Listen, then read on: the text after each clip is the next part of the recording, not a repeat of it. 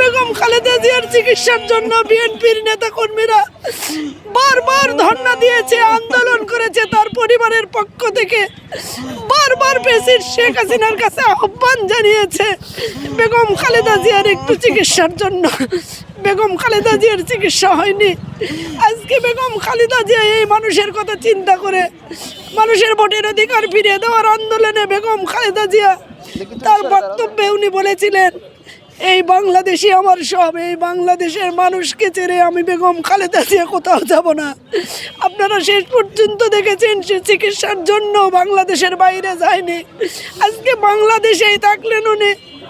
কীর্তিমান Begum Khaleda Zia মরেনি, Begum Khaleda Zia মরেনি।